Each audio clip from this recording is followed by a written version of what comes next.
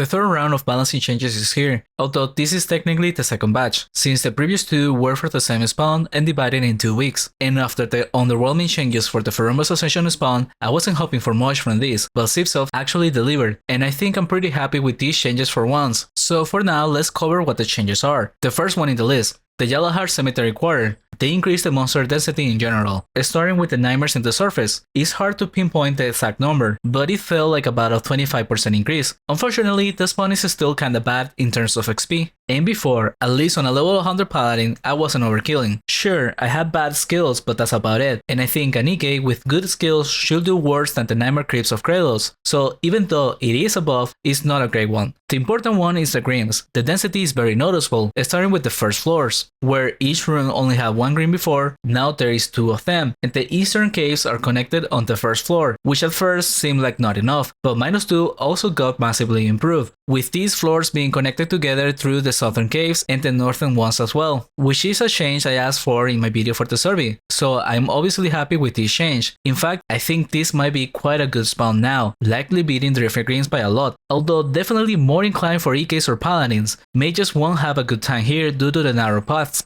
Next up is the Yalahar Sunken Quarter, but more accurately the Quarras. They all got their XP improved, some a tiny bit, and the others like the Manta Assassin a 50% increase. Overall, that is a good change because it affects multiple spawns at once, which all were very underwhelming before. Now it's gonna be worth considering most likely. And for this one, they also increased the density, although not by a lot, somewhere around 1 to 2 Quarras per pool. So you can notice the changes in some pools, but in others not so much. Additionally, they removed some rocks along the right side of the spawn, which honestly doesn't change all that much, because I was already skipping that part and doing the pool north of it, where the creatures are to begin with. So in that aspect, I do wish they had been a bit more creative with the map layout. Now, moving on to the Mosa Tower. This is a spawn that I actually enjoy and have always wanted for it to be buffed a bit. It offers a variety of creatures that are all taskable for Grizzly Adams, and since it is more accessible than Vanura, it's a great alternative to hunt for EKs and Paladins, but the problem with the spawn is that it was easy to overkill with a good character. And they increased the respawn rate at 10% to combat that a tiny bit, as well as adding a new top floor, which has a new single boss, Gorga. This boss gives the experience of 3 Medusas, so it is worth considering doing, and maybe it has good enough drop rate as well. Additionally, it now has a teleport that takes you back to the ground floor, which will be the biggest improvement to the spawn. Before this, you will be forced to backtrack through the floors all the way down, in order to give time for creatures to respawn. Now with this, you can avoid that, but at the same time, by doing so, you might run into overkilling easier, since the time it took to go down was considerable, and the new 10% faster respawn rate might not be enough to address that. Moving on to the next change, Okolnir, the Frost Dragon Island.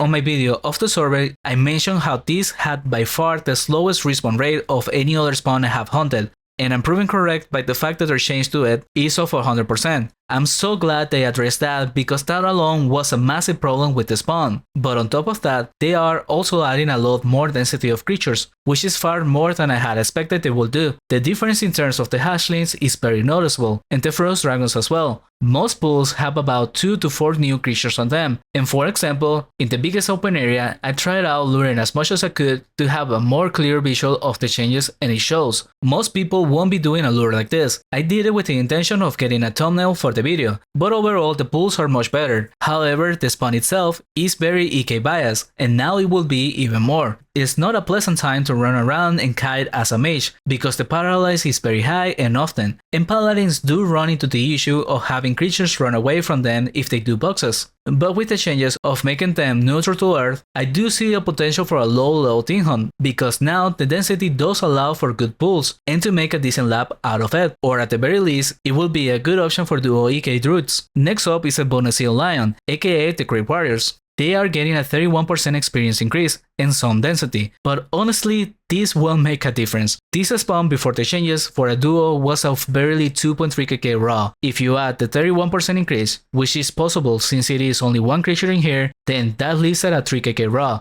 and with a profit of around 400k per person the hour. It's insanely bad compared to anything else we can hunt, and the added density is barely noticeable, especially if you didn't try the spawns before the changes. The thing I'm most disappointed at was the lack of rework of the layout for the second floor, especially because of this mean passage to the south, which does have a good amount of creatures, but they are stuck in one way, from which you can get them out by exploiting the barrels, but they will still respawn there, and it just makes no sense to leave it there if the intention is to make the spawn huntable. And lastly, the monster graveyard. The change is the switch of the fire damage attacks to now either physical or death. I honestly don't think this does anything to motivate people to go back hunting there. It is a nice change, don't get me wrong, because this was a spawn that had 4 types of damage, which is very unusual everywhere else, especially with the damage being so evenly to each other. It made it much harder to build defensively for it. So this change does make it easier for the EK, but possibly not so much for the rest of the party, because without knowing what new spell does physical damage, it might end up being a nerf on mages that can't get much physical protection to begin with. But leaving that aside, I don't know enough about the spawn. It's been almost a year and a half since I last hunted there, and there has been nerfs since then. So as I said at the start, this change doesn't address any of that, and possibly won't bring anyone back to the spawn just yet. With that said, that's all we got with this patch. It was more low-level focus, which is great, since all of these spawns needed buffs, and I think that for once they did a good job at it. In an upcoming video, I will try them and compare, to see how much the buffs affect the spawns. So if you are interested on that, consider subscribing. Thank you for watching, and a special thanks to Tuna Hero, Nightstar, and Total Slasher.